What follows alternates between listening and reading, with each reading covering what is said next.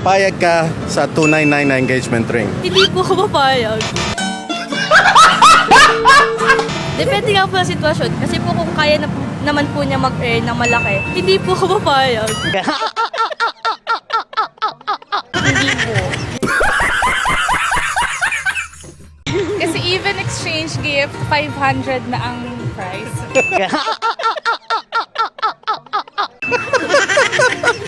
Siguro no.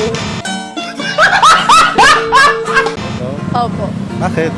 Kasi kapag when it comes to marriage, you need to be ready po, especially financially, ganun.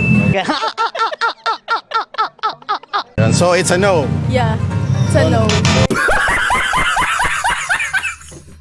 Papayag ka ba sa 299 na engagement ring lang? No. Napakapangit ng ugali mo. As a woman, I have a value. So if he really loves me, he will magtitipon siya ng pera para sa akin. Kung talagang mahal niya ako, sir. So yun niya mapuprove na mahal niya ako. Wow! So kung sinong papayag guys, bibigyan natin ng 5,000 pesos. Hindi po.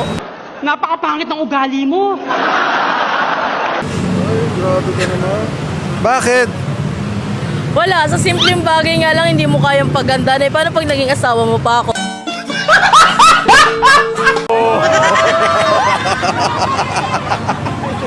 Siya tanungin mo, kasi engaged kami.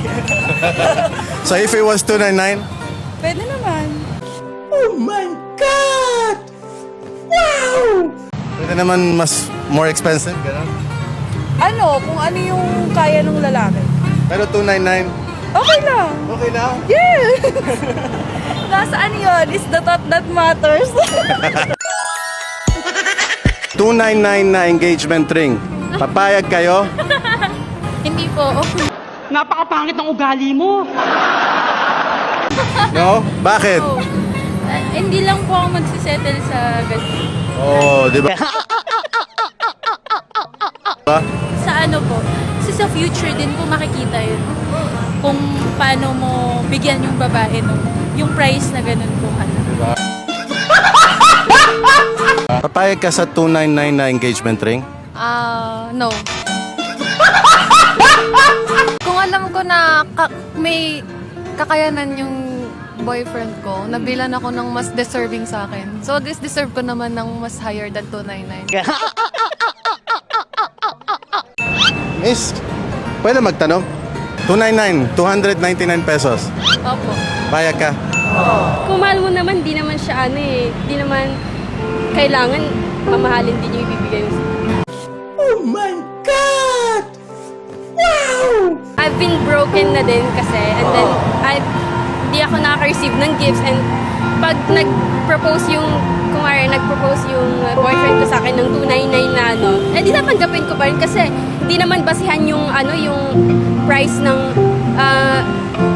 singsing sa pagmamahalan niyo, di ba?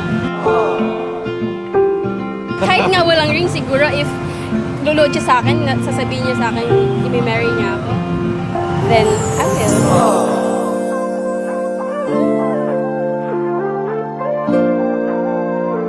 Deserving, sobrang deserving ang sagot mo. May Gcash ka ba? I do have a Gcash! Oh, 5,000 for you.